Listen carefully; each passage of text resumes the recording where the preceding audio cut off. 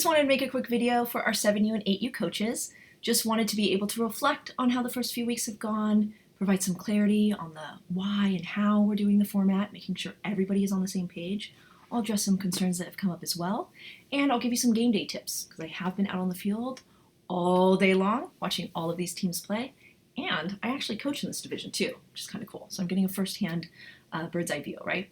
Now, real fast, because we did have a lot of coaches that came in late or were kind of like last minute coerced / raised their hand to volunteer, and we're so thankful. But you might not know who I am. My name is Corrine. I'm the coach administrator. I'm also the field coordinator. I am technically the director of player development, the director of coach development, lots and lots of roles. And I've been involved in this region for almost 20 years now, right? I know, it's so hard to believe. But also I've played extensively, but my playing experience of playing in college, having the very fortunate opportunity to play professionally with and against some of the best players in the world, playing for my national team, all of that is really cool and gives me kind of an ability or a starting point to be a great coach, but doesn't necessarily equate that. But what I have done over most of my adult life is dedicate myself to understanding coaching, specifically youth coaching and how children develop. I have coaching licenses from 3 different countries. I'm obsessed with coaching education. So if you want to have conversations, you want to talk about it, I'm all here.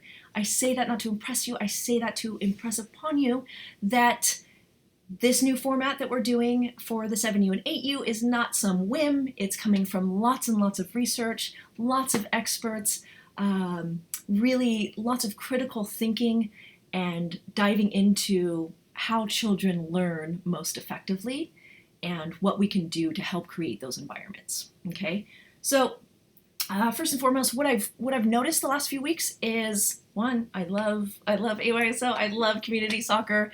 I think it's so exciting that we have coaches and there's so much enthusiasm. The girls and boys are out there. Obviously, there's a little hiccup with the 8U boys uniforms, but I heard they're in, and hopefully you're getting them for tomorrow. But that, there's really fun team names. The kids are out there. The parents are cheering. I think especially after this past year, everyone is just ecstatic to be out there. And it's awesome. And pulling up to the fields and seeing several fields of all these kids playing is just really incredible. And I love it. It lights me up.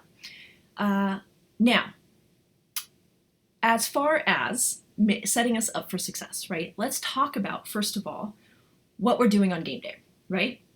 So first of all, let's think about what is our objective? What's our objective as coaches or as a program, as a region? What's our objective? Our objective is to create, right, a fun environment in order for these kids to thrive, a fun learning environment for these kids to thrive. We want it to make sure that it's player-centered, right? So they're at the center of it. It's their experience. AYSO is all about the kids. It's not about us, right, as parents or as coaches. And most importantly, we want them to basically at these ages, we've got, 5-year-olds, 6-year-olds, and 7-year-olds across these 2 divisions, right? You've got some kids that are entering kindergarten. Most kids are kind of in that kindergarten first grade. Some might be in 2nd grade, kind of depending on where they are, right? It used to be calendar year. It's now birth year. So that's why the range is kind of different. But these are all young kids, yes? And so we just want them to fall in love with hopefully soccer, but just fall in love with sport, fall in love with being part of a team. Once they fall in love, then we can start to have them learn, right? But we've got to get them to fall in love first, right? So let's just take that. And I think that the coaches have been you've all been doing a fantastic job of creating these fun environments, right? Especially on game day, the cheering, the snacks after, really that's the nuts and bolts at this age. And sometimes as coaches or as parents, we can get hung up on how many goals were scored, what the result is, really on the things that aren't at the priority of the children. So even if they're frustrated that they've lost by a lot of goals, or I didn't get to score today, or whatever, by snack, what's for snack? Like it's over, right? And usually it's the adults that kind of hang on to that. So just ensuring that we kind of focus on the kids, make sure it's player-centered, let them fall in love with it so that they can learn it, right? Being soccer. And now, what is our job as coaches? Well, our job as coaches is one, to meet them where they are, right? Take the kids that are in front of us and adapt the environment to suit them, right? So, what do kids this age really want? What do they want? What do 5-year-olds, 6-year-olds, 7-year-olds really want? They want to dribble and they want to score. That's it, right? That's it. They want to have a ton of fun. And what's more fun for these kids? Scoring lots of goals. So that's kind of meeting them where they are and going, okay, how can we create environments for them to experience that? Okay. And how can we also create lots of opportunities for actually developing soccer? So yes, these kids are still learning how they exist in space. They're learning how to move their bodies, basic gross motor and locomotor skills. Okay. But if we break down soccer and we look at it and we go, okay, soccer is basically communication, meaning taking in, and I don't just mean a kid asking for the ball or a kid actually communicating with you with their body language or with their movement or with their eyes or their voice. I'm talking about just simply the communication of taking in your surrounding, right? Is this player running at me? Where is the ball? Where am I on the field? Some of those, these kids are not thinking about yet, but essentially which would be communication. And then on top of that, right, is my teammate asking for the ball? Is my coach yelling something at me? Is my parent yelling something? That's just communication. It's taking in all of that information of my surroundings and now a decision, right? So communication and then decision making. So now I've got to make a decision based off of all of that, right? And then after I make that decision, I now need to execute that decision. Well, that's kind of where it kind of falls, right? A little bit. These kids are still learning to dribble. They're still learning a lot of basic ball mastery, ball control, and basic technical skills, right? But essentially, if you're looking at what is a soccer action, right? What does it boil down to? It boils down to communication, decision making, and execution of that decision. Now, we want to create as many opportunities for more soccer actions, so more opportunities for communication, decision making, and execution, right, as possible. The more times they're doing that, the more they're going to progress and learn, right? Now, so let's talk about it. Smaller rosters, right? Or smaller sided games. Let's talk about that first. The reason behind doing the 2-part game where we play the smaller sided on both halves comes from a lot of reasons. One, US Soccer put out several years ago, it's actually when they made that birth year switch I was mentioning earlier, they put out their PDIs, which is called their Player Development Initiatives, and US Soccer being the governing force, or the governing unit of all soccer organizations in the United States. And in their PDI, in their Player Development Initiatives, for 8U, let's talk about 8U, the maximum is 4v4. So, all those coaches that are like, I just want to get to the 6v6 game or the 5v5 game. I just want to get to the big game. First and foremost, US Soccer wants it at 4v4 at the maximum, right? Now, for years, right? Now, this has been a something that I've been trying to tackle for a long time is getting the region to get us every year to bring our roster size down. If we can bring our roster size down, we're going to be able to play smaller sided, which is going to be more developmentally appropriate for these kids. The hiccup becomes, as you all know, because you finally raised your hand or were, bribed into stepping up to volunteer to coach, is that we lack, right, enough volunteer coaches. So what ends up happening? Most of the time, we have to fill rosters to 8 slots. Well, when you fill it to 8 slots, then it becomes hard to ensure that AYSO's philosophy of everyone plays, right, and only is sitting out kind of that one, if we're playing 4 quarters, that 1 quarter, right? So, how do we ensure that we address US Soccer's player development initiatives, which, by the way, were highly influenced in I don't want to bore you with soccer education. If you really want to debate it or talk about it, I would love it. But Horst Wijn, who was influential, he's considered the godfather of youth soccer. His big one was 3v3s, but to 2 goals. He was super influential in really getting federations to look at how kids can and how players can develop game intelligence. And He's kind of the foundation behind Spain and their youth program and their success. He is also behind a lot of the U.S. soccer and bringing it smaller sided. AYSO actually had gone to smaller sided prior to the player development initiatives, but that was one of the influencing things. So these are all reasons why. And also, the one that really kicked us off is Belgium's federation.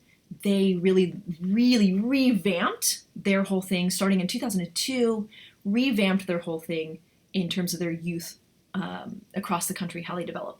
And it came down to, they created dribbling soccer, which is what our 5Us and 6Us are done, and what we're kind of doing with a little bit with our 7Us and 8Us, is looking at how to effectively help these kids fall in love with sport and develop and do the things that they like to do and want to do, right? And not try to, as quickly as possible, be in a rush to have them play a game that looks more what the adults are familiar with, which is more players on the field, bigger field, we get to try with formations and do all this stuff.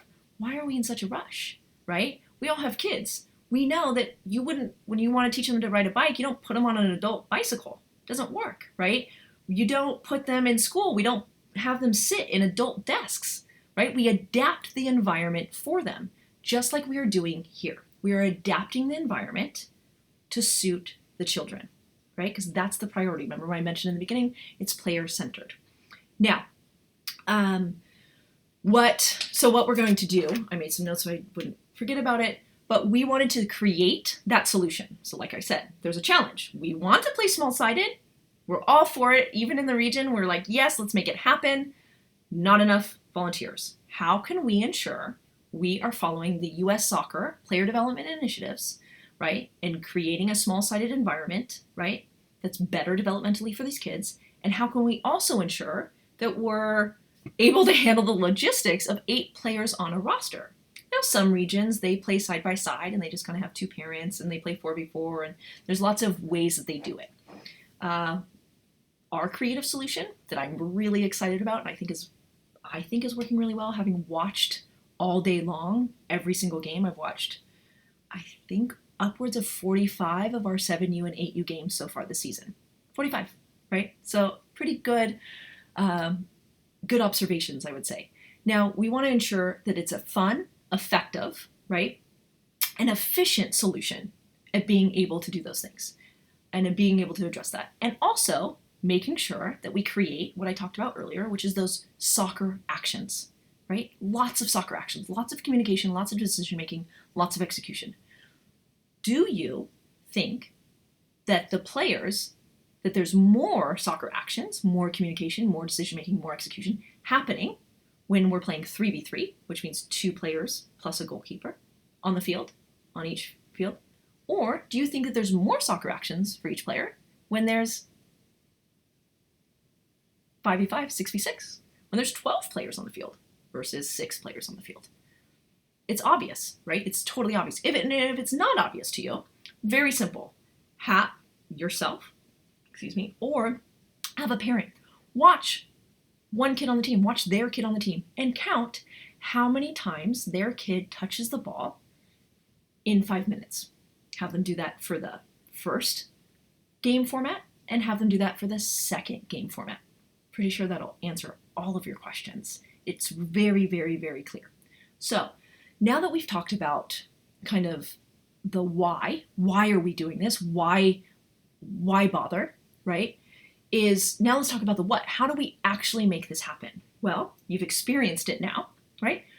Your game time, you have a 60-minute window for a 40-minute game time experience. That experience includes 2 formats. We have the 20-minute small-sided on each half, and we have the 20-minute full field game, right? That's it. There's a halftime in between. If you're playing with the subs, which we'll get into kind of managing numbers shortly, but if you're playing with the subs, we're talking 4 5-minute quarters in the first game, 4 5-minute quarters in the second game, right? And there doesn't need to be a halftime in the first game. They're just going to play, but you take that little break and get them ready for the full field game. And then you would also have a halftime, right, and switch sides for the full field game. That's why you have a 60-minute window to accomplish that 40-minute game time. What is happening right now, and it might be just a combination of everyone being very excited, also kind of learning the new format, but we are pushing the edge of that 60-minute window. We are kind of going over, which causes the next game to go over, which causes the next game and the next game and the next game, and then all of a sudden, we're pushing past our permit times. So we've got to be really careful and make sure that we are efficient with our time management of our 60-minute window, right? We need to be done. The next team needs to come on. Or if you're the last game of the day, you need to come get off and break down those goals, right? So now for the first game, it is 3v3 with goalkeepers, including goalkeepers, 3v3 total. What that means is there's 2 field players and 1 goalkeeper. If you have all 8 players, that means you have 4 players on one half and 4 players on the other half. Pretty simple, right? You have 3 of those players playing, 1 of them in goal on each half, and there's 1 sub. Every 5 minutes, you're making a rotation. 1 person is coming out, 1 person is going in. If you're struggling with that rotation, you can number them 1, 2, 3, 4. 1 you're out, 2 you're in. 2 you're out, 3 you're in, right? Pretty simple. Yeah, you just 1's out, 2's out, 3's out, 4's out. Boom, game over. This is a very simple way to help manage that if you're struggling. But with only 4 players, it should be pretty simple that every person gets 1 out. That's if you have your full roster. If you don't have your full roster, then it becomes easier to manage, right? But even with a full roster, like that's pretty simple logistics of how to make that happen. Now, what can help is if you're kind of doing both games, right? So let's talk about how to do that. 1 coach from 1 team can do 1 half of the field. And guess what? It's a community. So you can ask the kids, hey, what's your name on the other team? Oh, cool. Okay, Susie. All right, your turn to take the throw in. It's a community. We can all coach them. We don't have to just coach our team, right? Now, and the other coach can take the other half. That works. Or if you have an assistant coach and you want 1 on each half, that works as well, right? Make it work for the situation and the environment. But if it's 1 coach on 1 half and the other coach on the other half, we're coaching both teams. We're helping both teams. We're a game facilitator and helping them learn, right? So you can communicate with them.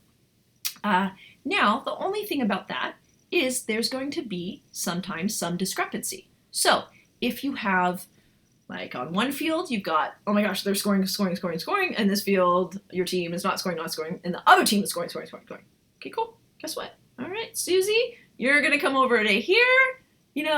Johnny, you're going over there, right? Like, it's pretty simple. You just can adjust who those 4 are, right? You just have to make sure that they've all set at once if you have all 8. But you can adjust. Sorry, I thought it stopped recording for a second. You can adjust that to make it a better environment, right? If you see that it's not working. So that's 1. Then for the second game, right? The second game.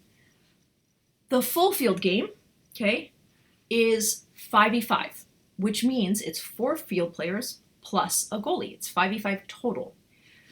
Now, if 1 or both teams have 8 players, that's not going to work. So that's when we play 6v6, right? And a lot of teams, they might have their full squad. I've had my full team every single game. How exciting is that? Kids are excited to be there. We have 8 players, so that means we're going to play 6v6, which means 5 field players and 1 goalkeeper, right? That means 2 players are still sitting on the bench. And now there's 4 quarters, so everybody's going to sit out 1 quarter. Pretty simple. Now, where it gets a little tricky is, say you have 7 players and the other team has 5 players, right? Like, what do we do? Well, in those circumstances, I would play 5v5, right? And you're like, okay, but if I have 7, that means I've got 2 players sitting out. Great. So they sit out for the first 3 quarters, and then the last quarter, you play 6, right? So let's say both teams have 7, same thing. You're going to play 5v5 for the first 3 quarters, last quarter, 6v6. Again, looking at what are our objectives. The less players on the field, the more soccer actions each individual is going to get, right? The more opportunities for success, the more opportunities to score, and the more goals, okay? Now, if you're not playing, the field is set up for the full 6v6. If you're not, guess what? Just bring in the goal 5 or 10 yards. Bring in one side, not both sides. Just drag in that bow net, bring it in 5, 10 yards till you feel it's appropriate, right? And it's adapting our environment. That's really simple, okay? If you're not playing the full 6v6, okay? Oh, or if you're playing the 6v6 and you're like, it's still not working, pull it in 5 yards. That's fine, okay? That can totally work. Now, let's address some of the issues. So now that we understand kind of why we're doing it, what we're doing it, kind of how to do it, yes, let's talk about some of the concerns. So some of the concerns that have been addressed to me personally by email or on the field or any of it, I'll address now, right? These have been the most common ones so far. One, my kids aren't having fun. What? That one, okay, my kids aren't having fun.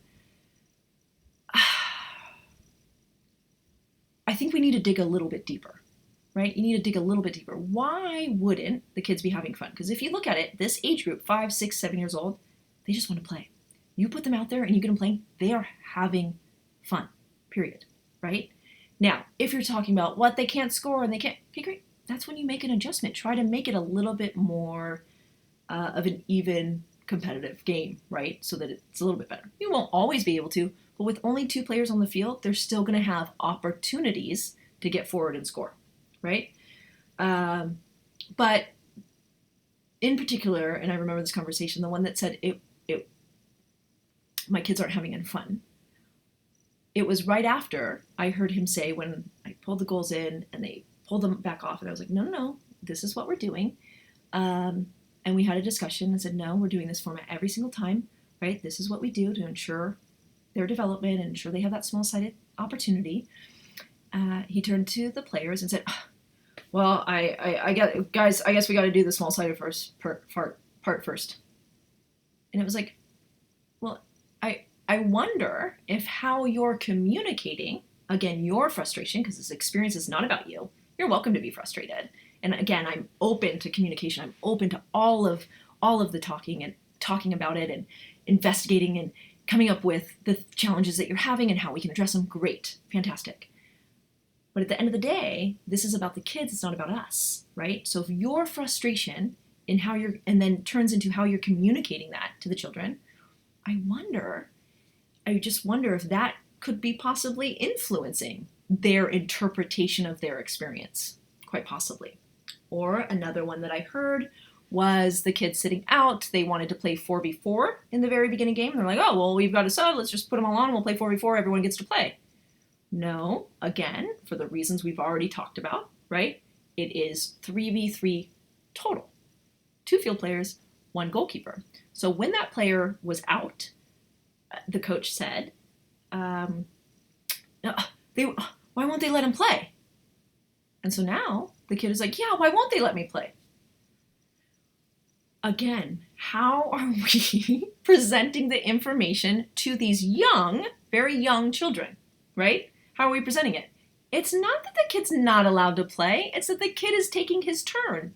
Everybody's going to sit out. We have 4 players on this field. We play 3v3. Everyone's going to sit out for 5 minutes. That's doable. Oh, it's your turn to take a rest, bud. Come sit down. Have some water. It's pretty simple, but it's how we are communicating it.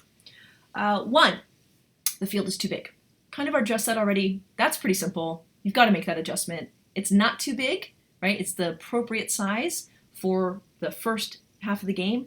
The second game, it is dependent whether we're playing 5v5, whether we're playing 6v6. It's a little bit more dependent. So if you find it's too big, talk to the other coach on how many players you have and pull it in 5 or 10 yards.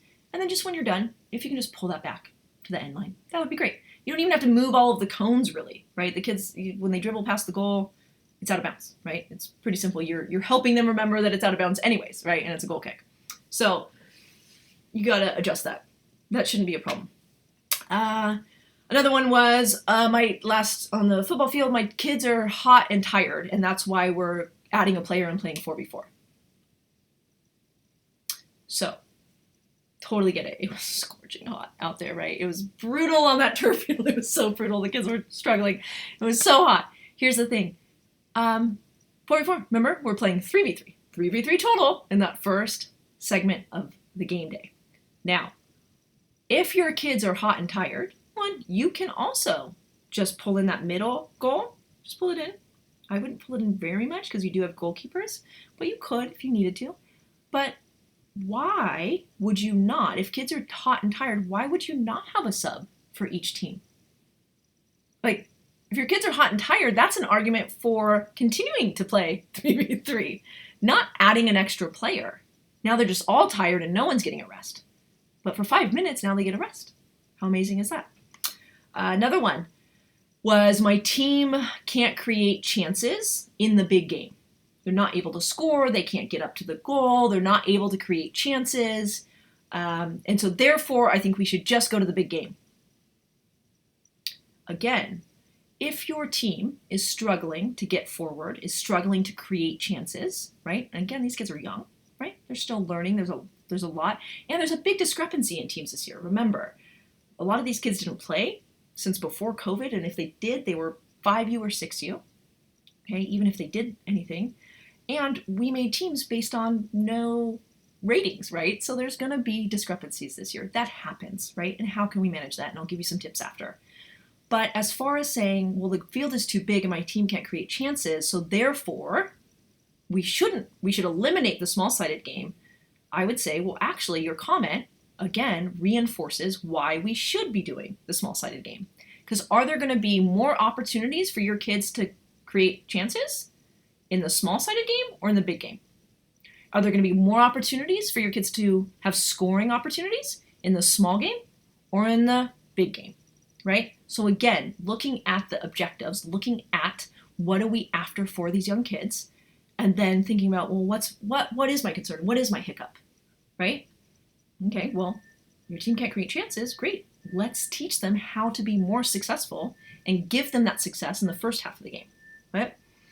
And also, with just a 20-minute game, now some of those mismatches in games, it's not as drastic. Right? When you're playing 40 minutes of that whole huge big game and your team can't create chances, oh my gosh, it's going to be goal, goal, goal, goal, goal, goal, goal.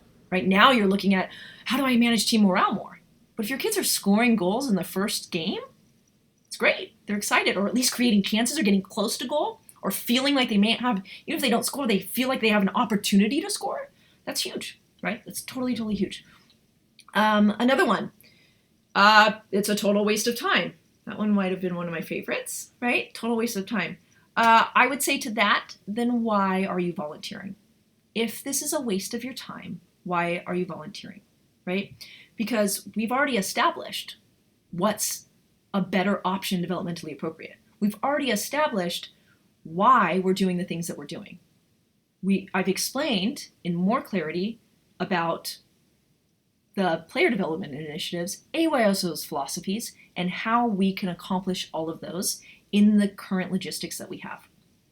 So if you think it's a waste of time, I think you need to look a little bit harder about what you're hoping to get out of this experience and what you're hoping to create out of this experience with your child, right? And so just, you might want to do a little bit more reflection on that one, because I think it's an incredibly valuable way to spend our game time.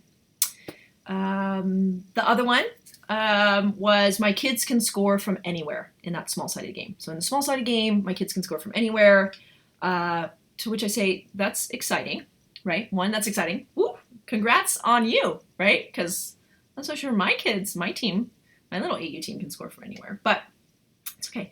I would say it's an excellent opportunity to learn, right? So when that coach told me that, I sat and I watched the entire game. And I can tell you that from the small-sided game, that there was just a lot of kick it forward on a goal kick, just kick it into the middle, and those kids are coming right back down. They're taking big, big touches. So some ways that we can address that, right?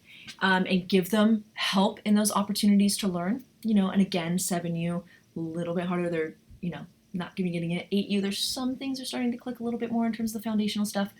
But, okay, let's teach them to take a touch. Let's teach them to control the ball first instead of just kicking it every time the ball comes to them. That's going to help solve the problem, right? Because we don't actually want them shooting from anywhere, even if they think they have a really big kick. Because because the reality is they're probably not making great contact. Their technique isn't. There's very few kids out here that I would say are superb. Even the kids that are dominating are typically, they're the ones that are born earlier in the year. It's usually a physicality. They're just bigger. It's not necessarily that they have a tremendous game understanding or a tremendous technique. There's a handful, right? There are exceptions to that rule, but for the most part, it's usually a physicality issue. So teaching them to not just kick it, right? Let's take a touch. Teaching them to get goal side. Can we get back? Can we get between the ball and the goal? Can we get back on defense, right? How you can do that in practice is you can put a cone or you can put a line, and in your scrimmage you can say, okay, any goal that's scored counts for 3 points. But if everybody gets back on their half of the field, it only counts for 1 point. And the team still scores, it only counts for 1 point. Right? So now you're teaching them to get back behind the ball. Again, these are kind of more of laying foundational ideas as opposed to something that you're really going to see major change in the game, depending on your player kind of caliber, but for the most part for this age. But you're starting to introduce these concepts, right? That's why I keep saying lay that foundation, right? Because we're going to continue to build upon it year over year. And you can also teach them, if you've got some kids defensively, you could say, if they're getting goal side, can we shut them down? Can we close down their space? Can we get in front of them? Can we try to not let them score? Right? There's lots of ways that we can teach them. Can we, and if you're really struggling, if you're like, it's still not working, great. You can either start in your practices in a scrimmage, and you could just put a cone or two and say, you need to be past this line before you can shoot. If that doesn't solve it in practice, you could do the same thing in your game. And you could do it just for your team. It doesn't even have to impact the other team. You could say, hey, coach, I'm going to put these 2 goals here. Guys, my team, you have to be past that line in order to score. And you could have it 5 yards out or 10 yards out if you think that they're still shooting from too far. So there's ways to adjust and to help these kids learn without saying, well, my kids can score from anywhere, so therefore we should just play the big game, right? And then the other one is, getting wide on goal kicks, which we'll talk about, kind of some game day stuff and how you can start to, again, lay that foundation, is we're not doing that, right? So if we're not doing that, we're not really helping utilize that small-sided game in terms of all the learning opportunities that are there. There's 2 more concerns that I had kind of written down.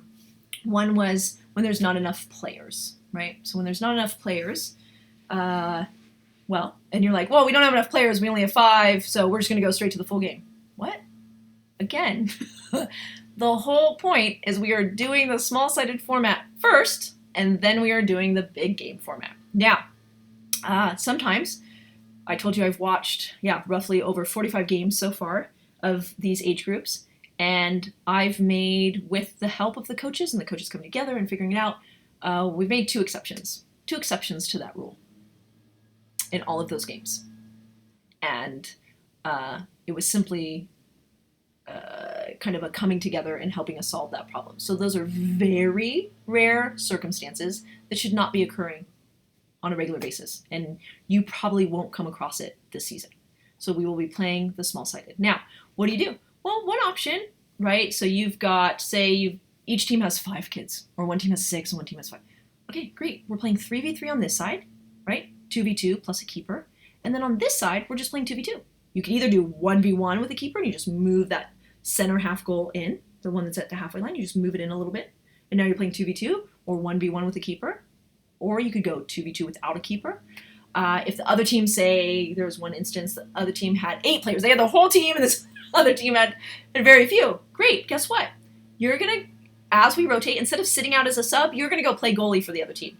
And again, how you address it. You're going to play goalie for a few minutes, and then you're going to rotate it into our team. And then when that kid comes out, go there. Or that doesn't work, and your kids are like, no, I don't want to play on the other team. That's cool too, right? You just keep it at the 2v2, or just have you stand in goal, right? You're like, I'll be goalie, but you're not actually going to be goalie. You're just going to kind of stand there as a, visual marker that they have to kick the ball past. You're not going to make some big saves because, again, we want them to have success. We want them to score. But there's lots of ways to make it work. And then when I mentioned that one team that struggled, the 2 exceptions I made was one team only had 4 players. And we could do the 2v2s, right?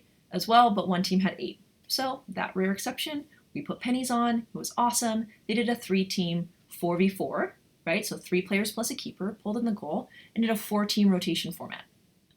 So that's why it's so helpful to have pennies on your game. But again, that is a very, very rare circumstance. And again, we were still able to create a small-sided environment for them to play, right?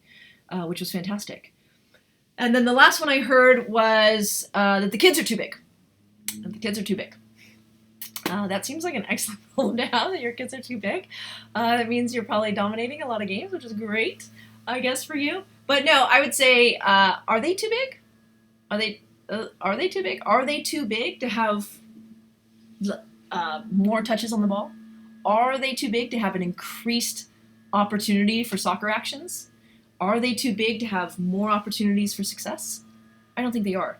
Are they too big to have more involvement in the game? No, right? If you watch the game, watch in the small-sided and you see the kids are actually touching the ball, and kids who might not touch the ball at all in the big game are touching it in the small-sided game, right? They're getting opportunities. And if you think, well, my kids are too big to play 3v3, well, that's not true. It's just simply not true, because I can tell you that even at the professional level, they're playing 3v3 regularly. We run 3v3 tournaments. We run Fanino tournaments, which earlier, that horse vine, where it's 4 goals. And it's 3v3. We do all of that. But every stage, college, club, professional, national team, we are playing 3v3 regularly. So your kids are not too big to play it. Obviously, the field size would be adjusted for adults and grown-ups, but they're not too big for that kind of at all. So now, the last thing that I thought I was going to make this really quick, but I got talking about soccer and I'm too excited. So, managing numbers. We talked about it. We talked about the rare exceptions. We talked about switching up players in that 3v3 to kind of, if the 2 individual games are really mismatched. Managing the game, right? Those are some ways to manage those first parts of the game. Yes, managing the game, I think we need to reread the email I sent before the first game day. And if you want, I'll include it and I'll resend it. But it goes over how to proactively manage the game, right? And again, we don't keep score in this division. There are no standings. There's no standings. We keep score in the sense of, figuring out, making sure, that's why game cards and stuff, making sure kids are playing and you're not sitting a kid for 2 quarters, right? And by the 2 quarters, by the way, for the playtime rule, in a 40-minute game, they would be sitting 10 minutes. So in the format that we have, they sit 1 quarter in the first game, which is 5 minutes, and 1 quarter in the second game, which is 5 minutes. Still a total of 10 minutes. They're not sitting more, right? And then there's the mercy rule, and I'll resend that information as well. But there's ways to manage it. And even my team this weekend, some of my favorite, is to manage morale with my team. They were scoring at will, I think, the other team, and we did the cookie challenge, right? So every kid on my team needed to do a particular skill that we had worked on. It was a change of direction skill. Every single kid had to do it. My daughter did it in goal. Fantastic, doing a soul dragon goal. So great, so brave. And but if every single person did it, then they get cookies. So they won the cookie challenge. You could make it the ice cream challenge. You could make it something that you've worked on. You could make it the throw-in. Whatever it is, there's ways to help manage and switch that idea of we can't score, we're not getting any goals, to something they can be successful at that's still going to build upon their progressing and getting better every game. The other one is we want to be able to lay the foundations, right? We talked about it. I mentioned some of those things already. And real quickly, one would be that we want to have confidence on the ball, and we do that by the small-sided. They're getting more touches. They can figure out what to do with the ball, right? Because they're getting to touch it more, which is helpful. We want to encourage 1v1s. I hear a lot on the game, pass it, pass it, pass it. Passing is great. Passing is great. Kids this age, they don't want to pass the ball. They don't want to pass the ball. They might want to pass to their friend, right? That's kind of exciting. They want to dribble and they want to score, which is why, again, we're doing the small-sided in the beginning. Now, when we get to the bigger game, they are going to have to pass it, but you'll still see kids that want to try to dribble the whole field. That is developmentally appropriate. Them running in a bee swarm all over the field, that is also developmentally appropriate. But what we can help in is we can help in throw-ins, right? Walk next to your player, have them point their toes where they want the ball to go, ideally down the line, right, is the most simple one to make for them. The ball's all the way behind their head. Dig their feet into the ground like this, like they're a tree trunk, so they don't move their feet. That's something that you can help. You don't need to do a practice on throw-ins. You can just remind them over and over and make sure that kids are having ample opportunity to take throw-ins. I know that there was some confusion on the small-sided game and the big game.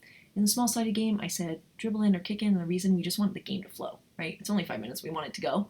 But if you feel like your kids need to throw in or it's too confusing, they're like, then we throw it in, do we kick it in? Make it a throw in. Again, solve the problem. It's easy, right? No stress. It's all about the kids. They're all out there playing. It's soccer. It's wonderful. Okay. Now, I mentioned getting goal side. That's something that we can work on and helping remind those young kids. And then the other one would be simply what I would say you can help the most is goal kicks and kind of body shape. 7U, you're going to kind of help them a little bit. They're not going to get it as much. 8U, they also might not get it, but they'll start to. They'll start to get it. Let me see. Let me grab a dry erase marker and I'm going to show you real fast what I mean by what we can do in the small-sided game and in the big game. So I'll do it from here. So if you always want the goalie, obviously this is not to scale, or as much so, you want the goalie in the 3v3, right? We've got 2 field players and thing. So this is the goalkeeper here, yes? And we want to just simply have one player get here and one player get here. How simple is that? Now, on 7U and 8U, on a goal kick or when the goalie has the ball, you must back up the other team. They must have like at least a few yards. We want them to be able to pass and play out. You'll learn once you get to 10U, there's actually something called a build-out line. We don't put extra cones. We don't try to make it confusing. Just when you're on the field, all right, team, it's the blue team's ball, yellow team, back up. Yellow daisies or whatever the really cool name is. Back up. Okay, a few more yards, back up. So we want those other players to be back up. Oh, there wouldn't be 3, right? There would be the goal, and there would be that player there. So we want to make sure that they've backed up.